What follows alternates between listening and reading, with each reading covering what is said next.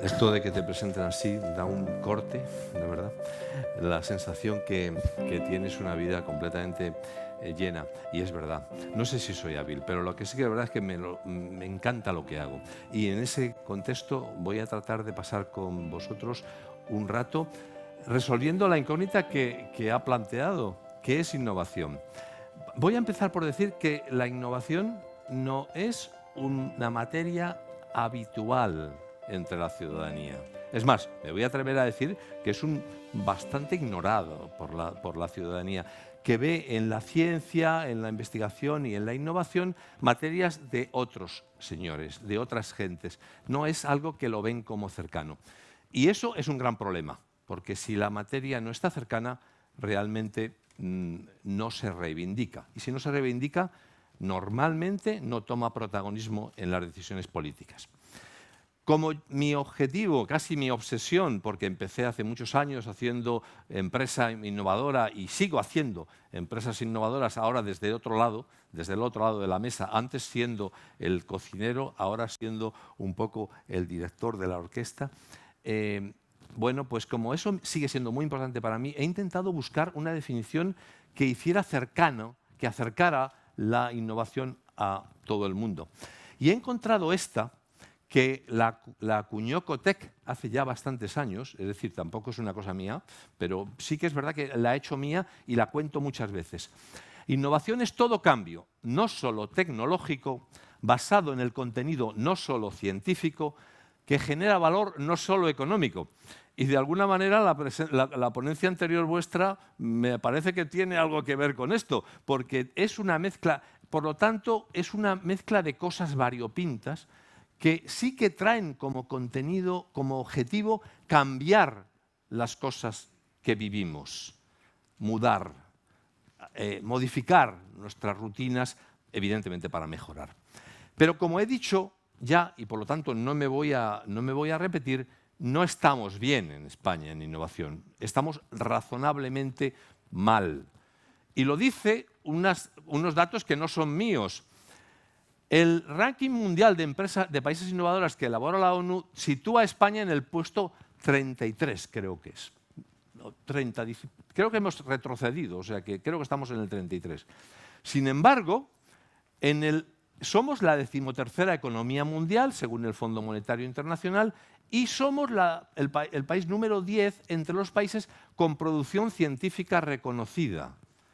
Y además, la ciudadanía, y ya voy a insistir mucho en eso, considera que en una encuesta que se hizo en la FECIT en el año 20 está colocada la innovación 16% posterior a la ciencia. Es verdad que la ciencia, como consecuencia, y esa es una de las buenas conclusiones que hemos sacado de la terrible pandemia, ha mejorado en la comprensión de la ciudadanía. La ciudadanía ha entendido, de este problema me está librando la ciencia. Y por lo tanto, eso que yo creí que era de señores que estaban en laboratorios y que no tenían nada que ver conmigo, resulta que sí que tienen que ver conmigo, con mi calidad de vida, con mi esperanza de vida, con mis condiciones de progresar. La ciencia ha ganado un poquito de protagonismo, pero la innovación evidentemente no la ha seguido. Sí, me ha encantado que la presentadora haya hecho la pregunta, porque es obvio que la respuesta seguro que es dispersa y desenfocada si lo hacemos en la calle. Como mi objetivo en este momento, pero viene siendo, ya lo he dicho, desde toda mi vida, es mejorar este asunto, hemos intentado, desde la Comisión de I+D+I de COE, hemos intentado definir un conjunto de cosas que pudieran mejorar. Y como no puedo aburriros, que además sé muy bien que esto es muy aburrido, hemos elegido 4 muy singulares. La primera es tal vez la más compleja para un auditorio que no está práctico en el tema, pero os aseguro que es absolutamente vital. Mirad, hemos confundido las políticas de I+D, las políticas de investigación y desarrollo, con las políticas de innovación. Y lo digo hemos porque durante los 4 años que yo dirigía el CDTI no era consciente de esta diferencia. Luego me he dado cuenta que realmente lo que hacíamos eran políticas de I+D y no políticas de innovación. Y pensábamos que las políticas de I+D iban de motu propio, solo por sí, iban a cambiar las políticas de innovación. Y no es verdad. Hoy en día, el año 21, necesitamos políticas específicas de innovación, específicas que se dirijan a este nicho tan concreto que es este asunto. El segundo elemento, la segunda palanca para mejorar, tiene que ver con una cosa que se conoce como transferencia, que a mí no me gusta porque la transferencia quiere decir cooperación entre la ciencia y la innovación, entre los investigadores públicos y las empresas. Esa visión de la transferencia, que es como se le conoce normalmente, implica una linealidad y además una unidireccionalidad. Va del saber que está aquí al uso que está aquí. Y eso no es verdad. Hoy en día nos gusta más hablar de cooperación porque ya no es cierto que la ciencia se haga en lo público o la innovación se haga solo en lo privado. Es verdad que las empresas tenemos la absoluta responsabilidad de llevar el conocimiento a la sociedad, pero es muy circular esto. Ya se ha hecho de una manera más participativa. Por lo tanto, hay que cambiar las herramientas. Luego daré algunas ideas sobre este tema. Es importante que comuniquemos, es importante que hablemos. A mí cuando los organizadores me llamaron para hacer esto, por cierto, que agradezco tremendamente el que se me haya invitado a este acto, que me hace muy feliz en participar. Cuando me llamaron coincidía con una acción que luego contaré al final, expresamente dedicada a comunicar. Por lo tanto, me parece que esta sesión con vosotros aquí, que sois actores muy protagonistas de una parte de la actividad económica de este país, me parece que es tremendamente importante. Y luego, por último, y como no va a faltar, viniendo de un hombre de empresa, hay que motivar a través de los incentivos fiscales. La I+D+I es actividades de riesgo, es actividades difíciles, contracorrientes, y necesitan estar, y de hecho lo están en todo el mundo, motivadas, incentivadas a través de las ayudas fiscales. Y también haré un flash inmediatamente a lo largo del tema para contar. Estas 4 grandes líneas requieren, digamos, como os imagináis, tremendas cantidades de papel. Voy a intentar ser muy rápido en contándoos algunas de las cosas más importantes. En el año 2019, antes de que llegara la pandemia, en Cotec, del cual soy patrono, desarrollamos un grupo de trabajo para estudiar qué hay que hacer para mejorar la cooperación. Es el segundo punto que os he citado. Y ese informe sacó unas recomendaciones de las cuales he traído las 8 principales, que tienen que ver con lo que he contado anterior en alguna medida. Evidentemente, los incentivos fiscales.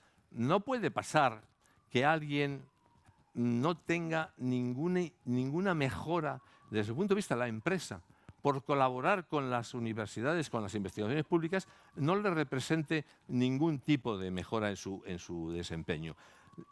Hay comunidades autónomas, en este caso concreto el País Vasco, que ya hace esto. Ya pone incentivos fiscales a aquellas empresas que cooperan con las universidades. Y eso es una manera de hacer que se mejore el flujo. Pero es que hay que incentivar a los investigadores. Mirad, me voy a tomar un poco de agua porque... los investigadores, desde que se publicó la Ley de la Ciencia, allá al final de los 80, tienen como principal objetivo, principal incentivo para mejorar su desempeño, el publicar. Si tú coges a un investigador, ¿qué es lo que se dedica? A publicar, porque esa es la fórmula en la que los investigadores públicos mejoran en su posición, en su escalafón. Y para nada le cuenta que la cooperación con las empresas en las prácticas de innovación le vaya a mejorar su currículum vitae o su mejora en su calidad remunerativa. Tenemos que mejorar la capacidad de hacer que los investigadores en su carrera encuentren palancas, escalones, que les mejora de colaborar, que les hace mejorar por su colaboración. Y hay 24 sitios en la carrera del investigador donde poniendo simplemente que cuando hay que acceder a un puesto nuevo, a una cátedra, a una mejora, cuente como un positivo el haber colaborado con empresas en desarrollo. No puede ser que cuente lo mismo la publicación de un papel que la consecución de una patente. Parece que tiene más impacto en la sociedad la segunda corta que la primera, pues sin embargo no les tiene contenido. Son 8 elementos que ocupan de alguna manera muchísimo tiempo. Pero lo que es verdad es que para mí yo me quedaría con esos 2 temas: incentivar a las empresas para colaborar, incentivar a los investigadores para cooperar. Porque si esas 2 cosas se fundieran, tendríamos resuelto una cosa que es denominada la paradoja europea, que somos un continente grandísimamente creador de propuestas científicas y pobrísimo pobrísimo es demasiado decir, y digamos menos rico en la consecución de esas mejoras hacia el terreno productivo, hacia el terreno de la sociedad. Me quedo con esas 2. Pero es que ha habido en este momento, y el lunes 29, lo digo porque se presenta el estudio, España encargó a la OCDE el estudio de un grupo de estudio para justamente mejorar la transferencia entre la ciencia y la empresa en el territorio español. Hemos trabajado, tuve la suerte de estar invitado a formar parte de ese grupo de trabajo, y hemos trabajado con la OCDE, que por cierto hace las cosas bastante bien, y algunos, si tenéis alguna experiencia de informes que hicieron para el sistema de I+D+I español antiguamente, fueron muy acertados. Esta vez ha hecho también su reflexión y ha dado un conjunto de... Es un adelanto porque lo van a presentar el lunes, por lo tanto estoy siendo un poquito, digamos, un poquito avanzado, pero da igual, es el documento formal, no cometo ninguna deslealtad. Lo que dice claramente la OCDE me ha satisfecho tremendamente porque en buena medida insiste en las ideas que he leído en las recomendaciones que pusimos en el año 19. Es decir, no se ha movido nada. También es verdad que en este periodo, como muy bien has dicho, la pandemia nos ha comprimido y nos ha detenido, ¿no? Pero no se ha movido gran cosa. Pero tenemos que mejorar los sistemas de profesionalización de la cooperación.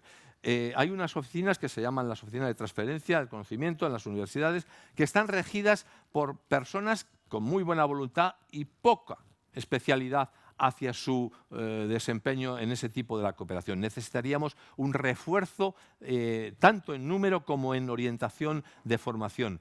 Hay que mejorar lo que hemos dicho antes, hay que mejorar que los empresarios y los científicos tengan un punto donde encontrarse, donde compartir la información. Un gran problema que tiene este sistema es que hay una ignorancia fuerte.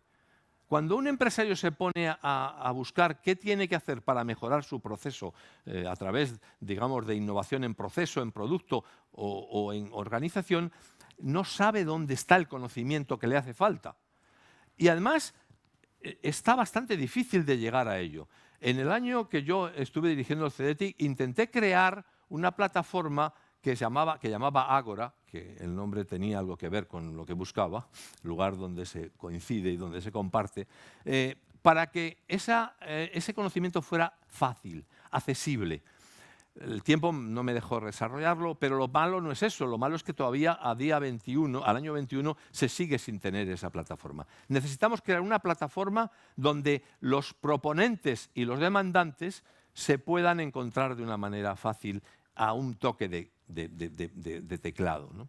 Y hace falta, eso también es muy importante y tiene que ver con las políticas, desarrollar indicadores del resultado. Si hubiéramos tenido indicadores fáciles, evidentes del cómo nos estaban yendo las cosas, no habríamos cometido el error de aplicar políticas de I+D como si fueran políticas de innovación. Como no teníamos indicadores, la vieja práctica, lo que no se mide, no se corrige, pues resulta que estábamos confundidos. ¿Estamos mejorando en I+D?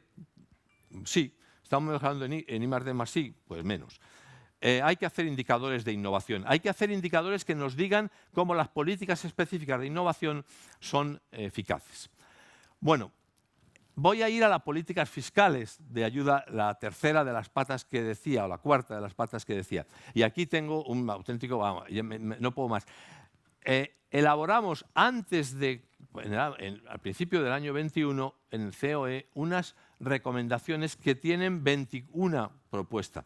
Y las hicimos porque estábamos seguros, y aquí en el mundo empresarial estoy convencido que me vais a entender muy bien, que estábamos seguros que nos anunciaban una reforma fiscal muy importante para el febrero del año 22. Estamos todavía esperando qué pasa. Y dijimos, no, vamos a hacer algo que, puesto en mano de del comité de expertos que está, tuviera en cuenta la política fiscal de la I+D+I, porque un gran problema que había es que fuéramos ignorados ya no en el detalle, sino en lo grande, no se nos tuviera en cuenta. Hicimos las propuestas y las propuestas las dimos con la antelación al momento en que vivimos. Pero fijaros cuál era la propuesta primera de estas 21 que proponíamos. Las deducciones por I+D+I deben de quedar al margen de la posible fijación de un tipo de tributación mínimo. Es decir, no hablábamos todavía, a ver, hablaba, la OCDE viene hablando del 15%, sabíamos. Pero nosotros presumíamos que esto podía ser un error, una amenaza. Bueno, pues ha concretado, porque en el presupuesto general del Estado del año 22 hay la fijación del 15% del tipo mínimo de sociedades que nosotros no discutimos como norma general, pero sí decimos que las deducciones de I+D+I, los beneficios fiscales que tienen los empresarios por emplear, por invertir en I+D+I, deben de estar excepcionadas, como están otras que son los puertos y algunas otras actividades que tienen un elemento contracíclico, porque no lo hacemos esta defensa por una visión corporativa, lo hacemos porque estamos seguros, convencidos, como lo ha demostrado la AIREF en un reciente estudio, que ese efecto de invertir en I+D+I es absolutamente procíclico y arrastra una inversión privada mucho más alta y sobre todo arrastra unas ventajas en términos de fiscalidad en el medio plazo muchísimo más altas. Entonces, no tiene sentido, y decimos, es absolutamente, y lo digo con mucha fuerza, incoherente defender España Puede, que es una práctica virtuosa en la que se apuesta por la I+D+I, y al mismo tiempo retirar los incentivos para hacer I+D+I. Yo, personalmente, ese tipo de falta de coherencia debe ser por mi formación ingenieril, me dejan completamente sorprendido. Como no tengo tiempo y además no quiero aburrir, no voy a pasar por las 21, pero sí quiero decir definir alguna de ellas, ¿no? Se hizo una rápida y afortunadamente acertada cambio en los límites temporales de las deducciones de I+D+I de los proyectos cuando estaba el COVID. Era obvio. Y ahí se reaccionó muy bien. Es decir, que hubo una respuesta de la Administración bastante rica. Y nosotros lo que decíamos ahora es, oiga, no se ha acabado, el COVID no se ha acabado. Y el post-COVID y las condiciones de las empresas después de superar el periodo de COVID necesitaría un mayor tiempo. Necesitamos un poco más de tiempo, alargar un poco los límites temporales. Recuperar la deducción de I+D en la prima de contratación de organismos europeos de investigación. España es Europa. Yo no creo que ya después de este mecanismo de los fondos nadie dude de que nuestra solución a nuestros problemas no está en nuestras fronteras. La solución a nuestros problemas está con Europa. Luego vamos a intentar eliminar una cosa tan absurda como que es si contratábamos con una entidad investigadora europea, no teníamos beneficios fiscales derivados de esa contratación en los proyectos europeos. Parecía realmente una contradicción. Otros dos elementos. Queríamos corregir muy importantemente los incentivos a la inversión, actualizar a la inversión en empresas de alta tecnología inversora. España es uno de los países donde el capital menos orientado al mundo de la I+D+I tiene menos incentivos. De facto, nuestro mercado del Venture Capital, donde yo tengo el gusto de trabajar, es un mercado que está yendo muy bien estos 2 últimos años, pero curiosamente, sin tener en cuenta las fuentes de financiación más grandes que suelen ser fondos de pensiones, compañías de seguros, etc. En España estos caladeros de fondos no están accesibles cuando resulta que son los principales caladeros de fondos en los países donde se hace un uso avanzado de estas financiaciones. Bueno, insisto, esto llevará hasta una práctica muy, muy larga. ¿Cuál es el problema más grave que tenemos? Pues tiene que ver con ese asunto de que empecé diciendo. ¿Por qué pasa que defendiendo, llenándosenos la boca de hablar de I+D+I, de innovación, en todos los foros en los que uno asista, luego llega la hora de la verdad y no se hace coherentemente la política con lo que se dice?